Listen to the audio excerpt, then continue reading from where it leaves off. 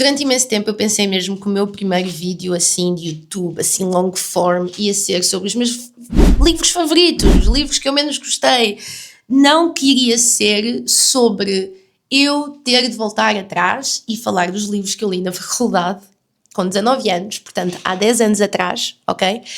Para vos falar porque é que a vossa percepção e bias sobre a opinião de como é que alguém devia ser num filme de Christopher Nolan, americano, está errada. Mas aqui estamos nós e está-me a servir. As 2 cadeiras que eu tive desta porcaria, não, actually, 3, está-me a servir para alguma coisa, está a ser útil na minha vida, portanto eu estou muito feliz de estar aqui para vos dizer que vocês estão todos errados. E, efetivamente, para as pessoas que não sabem daquilo que eu estou a falar e não me conhecem de lado nenhum, olá, eu sou a Nana. Eu tenho um Instagram e um TikTok sobre leitura, maioritariamente, falo de outras coisas também. Portanto, bem-vindos, welcome to this space, onde eu gosto imenso de falar. E eu fiz um vídeo de TikTok sobre isto, eu tentei fazer short form, mas não dá para falar disto em short form. Agora que eu já me introduzi e finalmente posso começar o meu vídeo, eu quero-vos começar a explicar porque é que nós estarmos incomodados, esta é a minha premissa do vídeo, ok? Mas porque é que nós estarmos incomodados com a Lupita ser a Helena de Troia acaba por demonstrar uma grande bias comum entre várias pessoas de como nós somos racistas sem sabermos que somos racistas, porque eu tenho a certeza que muitas pessoas podem estar a ver isto e estarem completamente ofendidas, tipo, eu não sou racista, só não acho que ela devia ser a Helena de Troia. Sure.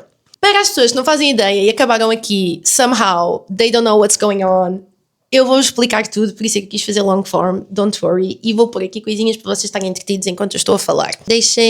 Vou-vos introduzir isto da melhor forma possível, I guess. Então, saiu o filme, ou já saiu, ou está para sair, o filme de Odisseia por Christopher Nolan, que é um grande realizador, eu acho que ele é realizador ou diretor, nunca percebo qual é a diferença. Mas que é um grande realizador, eu adoro todos os filmes dele, tipo eu adoro Christopher Nolan, e ele basicamente pegou na Odisseia, que eu fico sempre um bocadinho escandalizada que as pessoas preferem ir pela Odisseia primeiro e não pela Ilíada. Eu percebo que é mais fácil, mas a Ilíada é muito mais fixe. Ou então, para as pessoas que só conheceram a Odisseia, o nome da Odisseia pelo Epic, I mean girl, same, eu percebo, mas então este filme e também a Odisseia, o musical da Epic, que é do George, eu já me esqueci do segundo nome dele, mas é do whatever. Isto tudo vem como base de 2 livros muito grandes e muito importantes da cultura clássica, que é então a Ilíada e a Odisseia. E o que é a Ilíada e a Odisseia? Eu acho que toda a gente conhece por pop culture, ou seja o que for, mas basicamente a Ilíada é uma história que começa com Paris, um homem, obviamente, que é mais, que um dia é confrontado por 3 deusas, que vocês devem conhecer, que é a Hera, a Atena e a Afrodite, porque elas estão a discutir entre elas quem é que é mais bonita, porque os deuses gregos, segundo os mitos e as comédias e as tragédias, são crianças, na minha opinião, são efetivamente miúdos adolescentes, e é muito giro ver deuses a serem flawed e serem complexos, e basicamente elas estão a discutir entre elas as 3, quem é que é mais bonita. Paris olha para elas e elas tipo são umas 3 lindíssimas, são deusas, não é? E ele não quer dizer, então o que é que elas fazem? Porque são crianças, oferecem-lhe algo, ok? Tanto a Hera como a Atena e a Afrodite oferecem-lhe algo, em que a Afrodite lhe promete a mulher mais bonita do mundo, se ele disser que ela é a deusa mais bonita. Claro que a Afrodite existe. E, efetivamente, Paris, porque é um homem, e isto é a parte mais gira da mitologia grega, é que são críticas às pessoas, ok? E ele escolhe a Afrodite. I mean, do that what you will, mas ele escolhe a Afrodite. Meu Deus. E causa uma guerra. Mas é logo assim, tipo, a Afrodite dá-lhe logo a mulher. Não. Basicamente, Paris e Heitor, eles são de Troia, e Menelau e Helena acabaram de se casar, então eles vão prestar homenagem a Helena e a Menelau. Basicamente, é nesse momento também, quando está a prestar a homenagem do casamento, acho eu, se não estou em erro, que Ulisses também conhece a Penélope. Aliás, não, desculpem, é antes de Menelau ficar com a Helena. Basicamente está-se a escolher quem é que vai casar com a Helena, o pai dela está a escolher, e nesse momento que toda a gente vai lá conhecer a Helena, o Ulisses apaixona-se por Penélope, que é a aia dela, não sei, na altura chamava-se aia, é uma gaja que está lá com ela. Ai, perfeitos! Ok, continuando. Mas depois há o casamento, Menelau fica com ela. Então as pessoas vão lá, tipo, eles nem são de Troia. Desculpa, sim. Então, pera, isto é importante. Vamos voltar atrás. Paris, Heitor, Troia, Menelau, rei de Esparta, Agamemnon, Grécia. Ok? E a Helena é basicamente a mulher agora de Menelau. O Paris e o Heitor vão prestar homenagem, são convidados. Isto é uma cena bué fixe na mitologia grega, se vocês não souberem, mas há regras de cerimónia e há regras de boa educação. E uma das regras é que... Eu acho que o meu gato está a fazer merda. Dê-me só um segundo. E, basicamente, onde é que eu estava? Já não me lembro onde é que estava. Na Grécia Antiga e nestes mitos há regras de cerimónia e há regras de boa educação. Por exemplo, durante as guerras não há guerra durante a noite e quando alguém chega à vossa casa, independentemente se é vosso inimigo ou não, vocês têm de recebê-lo como bom convidado e tipo, isto é essencial, ok? Isto é urgente, isto é extremamente importante. Vocês têm de receber os vossos convidados como...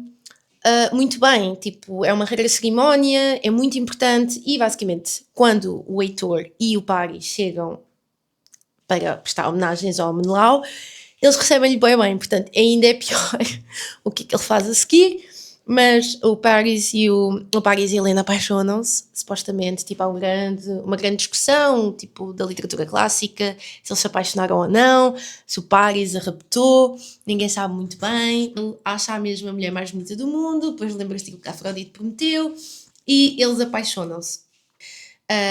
Ele leva Helena com ele, Heitor fica Pierce. Eu gosto mesmo do Heitor, vocês estão a perceber, eu acho mesmo que é das personagens mais fixe, tipo, da cultura clássica. E ele fica tipo, não acredito, Paris, are you fucking stupid? Acabámos de ser bem recebidos, tipo, isto é uma ofensa gigante, além deles terem, tipo, raptado a Helena. Tipo, nós fomos recebidos, isto é bem mau, mas tipo, sure, whatever, vocês estão in love, let's make it work. E pronto, eles são felizes tipo que 2 dias e obviamente que Menelau vai pedir ajuda ao Agamemnon, que é o seu irmão, e eles fazem, tipo, declaram guerra a Troia. E é aí que começa os 10 anos de guerra de Troia, que é basicamente a Ilíada toda, é aqui que aparece Aquiles, é aqui que aparece Patroclo, para as meninas da literatura que sabem o que é que eu estou a falar. E, efetivamente, é aqui que aparece o cavalo de Troia, que é uma das coisas mais importantes da cultura que nós adquirimos, porque ainda hoje usamos em metáforas, ok? É mesmo muito importante. A guerra dura anos e anos e anos e anos, e finalmente eles ganham por causa do cavalo de Troia. E porque aqueles se sacrifica, ok? Importantíssimo. E, efetivamente, a guerra acaba, eles destroem Troia, e o Ulisses tem de voltar a casa. O Ulisses está tipo done. Isto é bué fixe, porque eu acho que estas adaptações por vezes não demonstram a frustração que estas personagens têm nestes livros tipo antiquíssimos, que eu acho que eram muito mais humanos do que alguns livros que estão a sair hoje em dia, porque a forma como Homero, isto é importante também dizer, na altura Homero só declarava esta história e havia alguém que estava a escrever, mas as personagens são muito humanas, as personagens estão frustradas, elas não queriam estar ali. Tipo, o Ulisses é a personagem mais humana, mais gentil deles todos. Vocês veem muitos homens muito violentos, muito não querem saber, sacrificam pessoas, tipo, it's fine by them. Mas, efetivamente, a coisa mais fixe da Odisseia é que o Ulisses só quer ir para casa. Tipo, he's done for. He's like, I don't want to do this anymore, guys. Tipo, vocês estão a ser animais e eu não quero. E eu acho que o épico, o musical, demonstra muito isso, que é incrível. E basicamente é aqui que nós temos o segundo livro, ou a segunda obra, que é então a Odisseia, que é o Ulisses a voltar para casa. Cheio de problemas, cheio de dificuldades, ele não consegue chegar a casa. É aqui que aparece a Circe, é aqui que aparece os ciclopes. É ciclopes? Não, ciclopes é os cavalos. Os gigantes com o olho, que nós todos conhecemos de alguma forma ou de outra, porque é efetivamente dos 2 livros o que é mais pegado para adaptações, tanto acho que nós todos no 9º ano, ou antigamente no 9º ano se lia, e efetivamente é ele a voltar para casa, ok? É aqui que temos este filme, e etc. E vocês dizem, ok, então mas Troia foi destruída, Helena morreu, porque é que sequer ela aparece no filme? Não morreu, Helena volta para o Menelau. I mean, they did a fucking war for her, ok? Tipo, Claro que não a vou matar, eles foram buscá-la. E agora é aqui, pronto, agora já vos dei o contexto, respirem, vou beber um bocadinho de água que também preciso. E já agora quero só dizer que isto é bastante resumido, ok? Tipo, todos os dois livros têm imensas interferências dos deuses, que é bué funny, e há bué interações, há bué coisas a acontecer, mas eu resumi-vos muito rápido porque eu acho que é importante para vocês perceberem agora a minha revolta, ok? Passando agora para Christopher Nolan, porque eu não vou falar de Epic, que é incrível. Christopher Nolan faz uma adaptação, pega na Odisseia, porque obviamente viu que o Epic estava a correr bem. E eu adoro Christopher Nolan. Eu só quero dizer isto, mas if you're gonna do it right. E vocês agora podem estar a dizer, então tu concordas? Não, não, não. Se o casting fosse o maior problema destes filmes, you would be fine, guys. Um dos maiores problemas é, obviamente, a roupa. E vocês podem dizer, ai, que isso não é assim um problema. É, porque Homero era um homem descritivo e ele tem parágrafos e parágrafos e parágrafos e parágrafos a descrever armaduras e a descrever cenários e a descrever o que é que... Porque as armaduras tinham literalmente formas, tinham pessoas. Por exemplo, o Aquiles tem um escudo e a merda do escudo do Aquiles, malta. I cannot, sabem? Tipo, I cannot even... Isto foi uma das minhas perguntas num dos testes. Isto já foi... Oh my God, está-me a dar graça. Isto já foi há tipo 11 anos. E eu lembro-me que um dos meus exames tinha a pergunta para eu descrever a porcaria do escudo daqueles, que é, basicamente, se não estou em erro, 2 páginas. Homero descreve todo o escudo daqueles, ele tem lá pessoas, guerras, whatever, whatsoever. Portanto, se vocês querem ter um problema com Christopher Nolan, vão ter, efetivamente, com esta parte. A customização, tipo, não... Customização? Wardrobe. O wardrobe não está fiel de todo. Mas não, as pessoas escolheram ter um problema com Lupita. Simplesmente havia pessoas negras, porque havia reinos de pessoas negras que eram tão ricas ou mais que os gregos, e o que eles não gostavam eram de mulheres. E não havia cidadãos mulheres. Tipo, quando eu digo cidadãos, não é o cidadão que nós conhecemos hoje, mas a pessoa que tinha direito à escola, aos estudos, a andar livremente, a participarem, tipo, a ouvir histórias e ver teatros. Era só os homens, eram as pessoas que eram consideradas cidadãos. Daquilo que nós sabemos, efetivamente, não há muitas pessoas negras, mas também eles não passavam muito tempo a descrever a cor da pele das pessoas. Portanto, eu só queria dizer isto. E, como podem imaginar, não havia pessoas brancas como o cal da parede, porque estamos a falar da Grécia e havia muitas pessoas morenas e pessoas mais escuras, desde que fossem nobres, estava tudo bem. Nobres também não sei se é a palavra certa. Mas isto para vos dizer que a grande polémica à volta deste filme, infelizmente, que é a polémica muito estúpida, with all due respect, é que Helena de Troia, a mulher mais bonita do mundo inteiro, não é negra.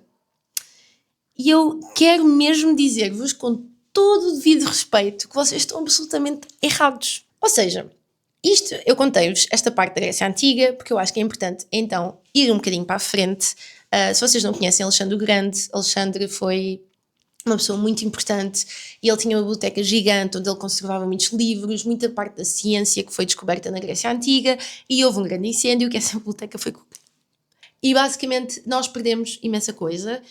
Fast forward para a Roma, que depois da Grécia ser poderosa deixou de ser a Grécia e passou para ser a Roma Antiga. Tivemos o Império Romano, que os homens adoram falar, que é efetivamente algo incrível já agora. Eu sei que as pessoas gozam um bocado, mas é efetivamente fenomenal como é que estas pessoas viveram e criaram formas de vida extraordinárias para depois errarem, dividirem o Império Romano e os bárbaros, que eram considerados bárbaros por racismo, isto sim, porque eram simplesmente não viviam da mesma forma que eles, e quando há grandes guerras e invasões bárbaras, que eu odeio usar a palavra bárbaro porque é só discrimination, eles só viviam de forma diferente, o Império Romano cai, e quando o Império Romano cai, imaginem, nós já perdemos muito com a Biblioteca de Alexandria, e quando o Império Romano cai, o avanço todo científico, mesmo higiênico, vai com ele. Nós passamos para a época medieval, isto é importante, equipa, fiquem comigo.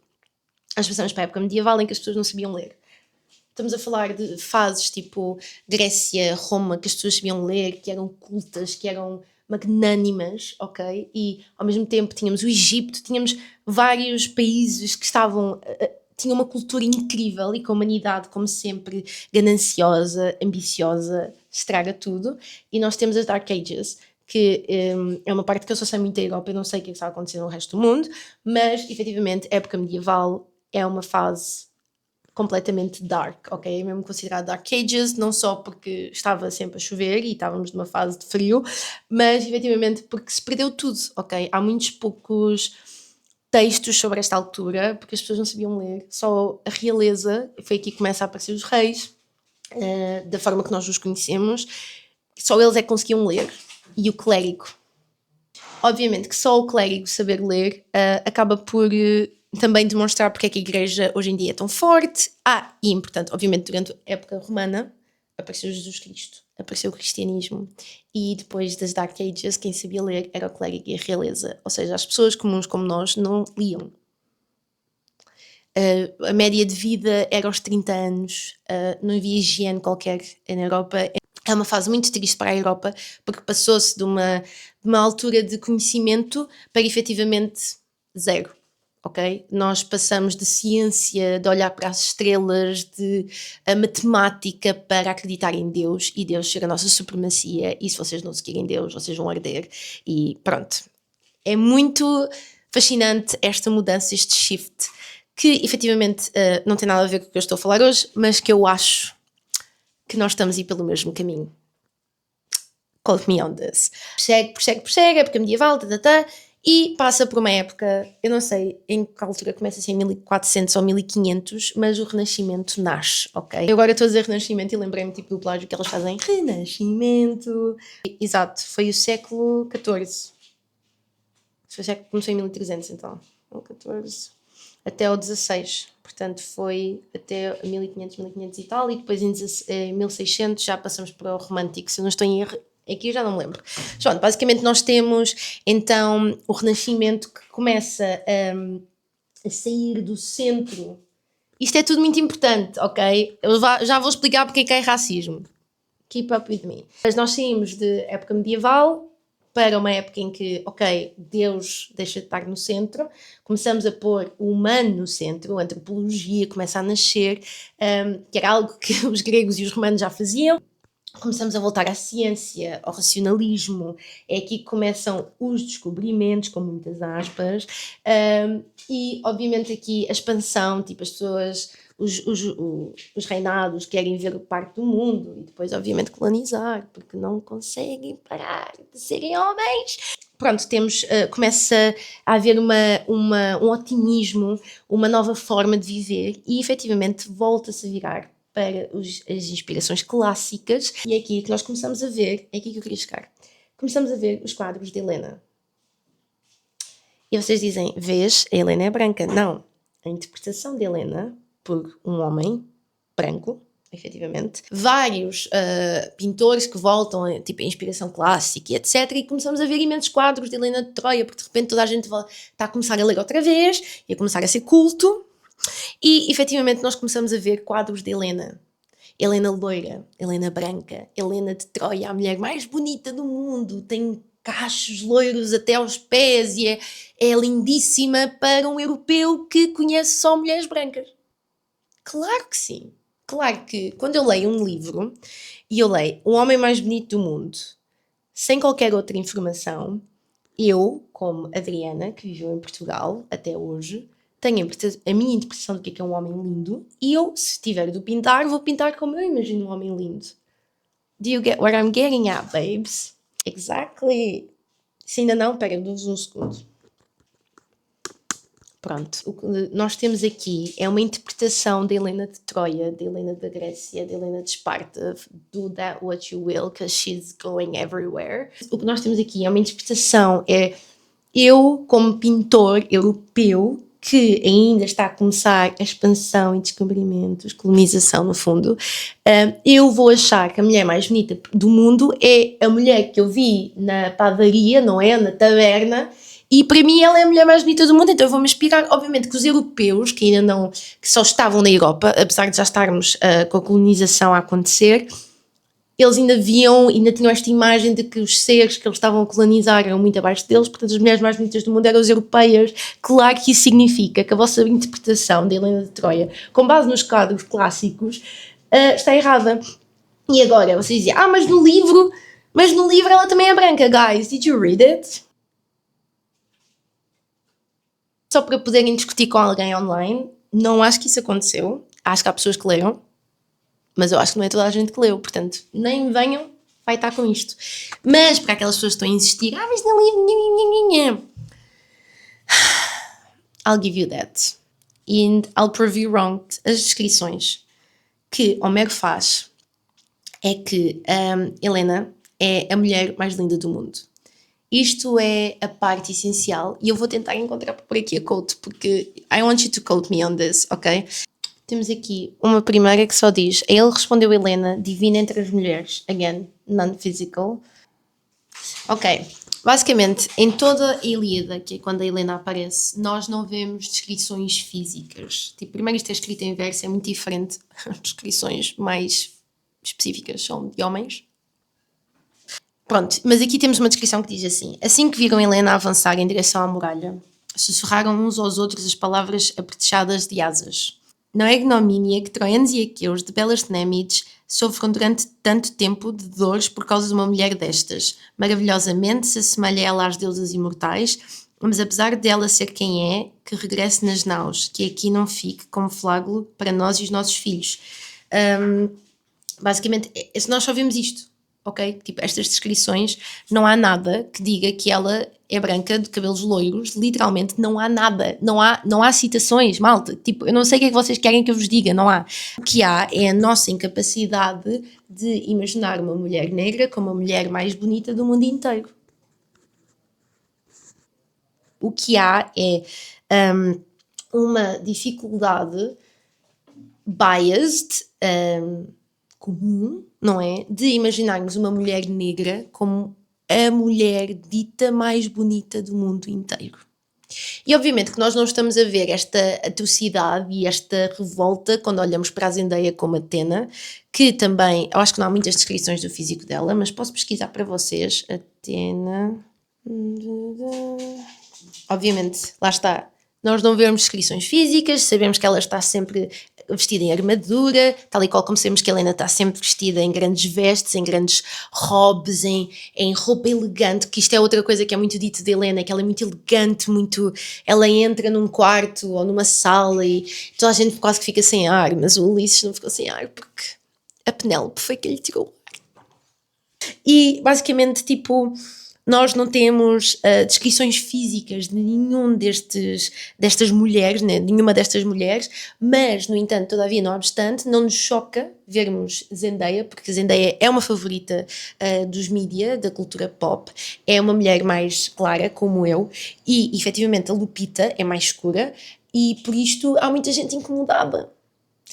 Mas estão incomodados mal, percebem? Eu fiz este vídeo com toda esta introdução e todas estas explicações porque eu acho extremamente relevante nós conseguirmos interpretar que um filme americano, numa fase de grande globalização mundial, nós ainda temos dificuldade, e quando eu digo nós, não me estou a meter nesse baralho porque eu não concordo, eu já há imenso tempo que digo que a Lupita é das mulheres mais bonitas que eu já vi em toda a minha vida. Eu acho mesmo a Lupita lindíssima e de uma elegância, de uma altivez fenomenal, e no entanto as pessoas não conseguem dentro delas, não é, conceber como uma mulher negra pode ser interpretada numa mídia, numa adaptação, como a mulher mais bonita do mundo, porque é isso que a Helena de Troia é. A Helena de Troia é importante na história porque é a mulher mais bonita do mundo e literalmente a causa de milhares e milhares de mortes de homens que deixaram as suas famílias, que deixaram as suas esposas para ir combater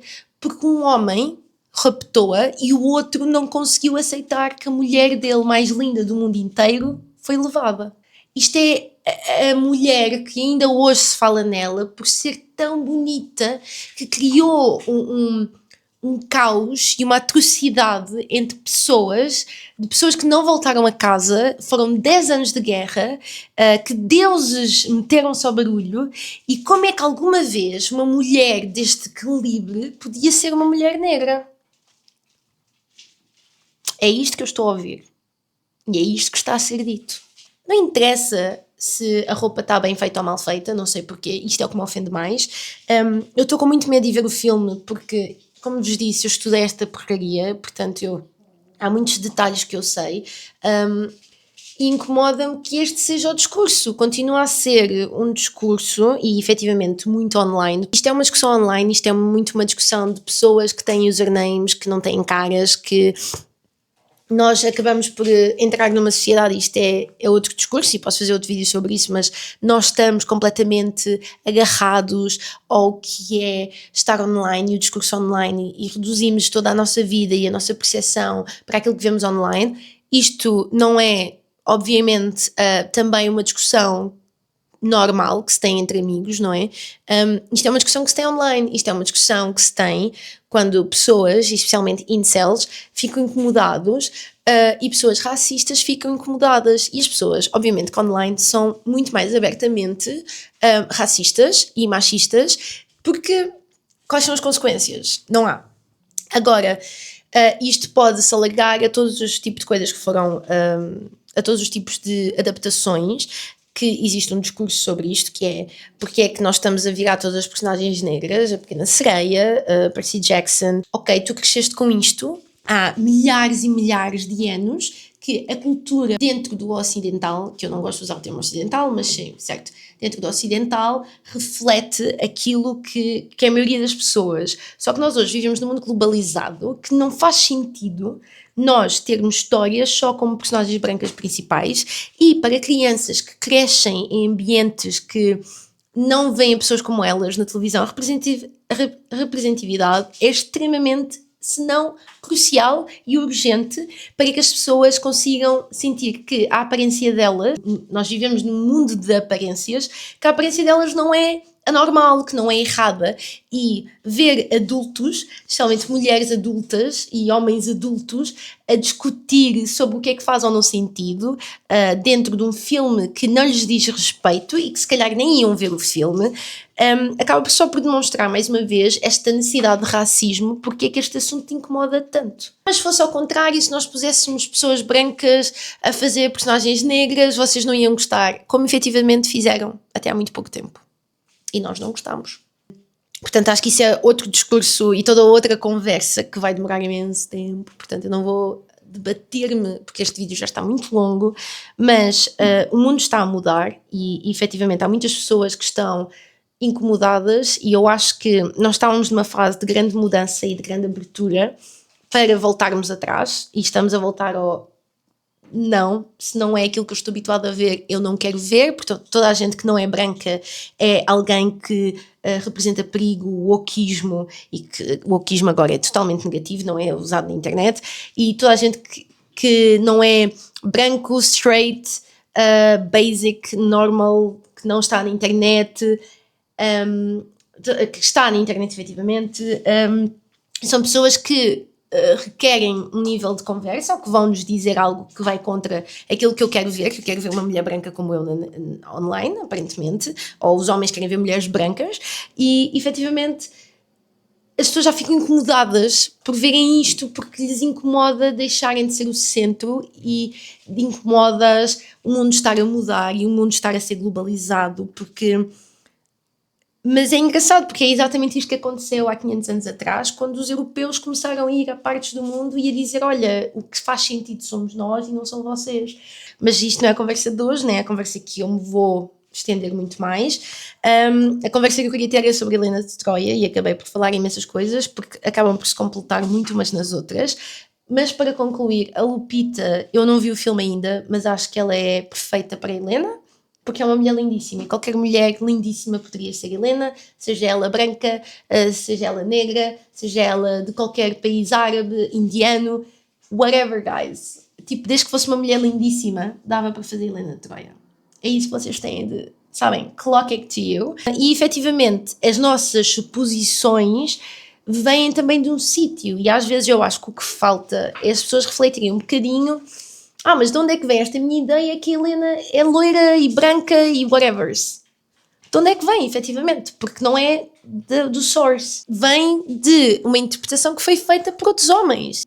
Havia uma percepção de beleza que hoje em dia já não faz sentido. E vocês falam a todos os países e a todas as culturas, e vocês, eu também, portanto, eu também sou europeia, eu sou lisboeta, eu sou portuguesa, mas basicamente os europeus, nós tivemos em todo o lado, nós acabámos com civilizações, nós destruímos culturas e, mas não podemos ser castigados. Não, mas não podemos ser os primeiros a ser contra agora outras culturas também se querem misturar e criarmos, em vez de estamos a perder uma grande oportunidade de só termos uma expansão de cultura e de conhecimento porque queremos ser racistas. Mas pronto.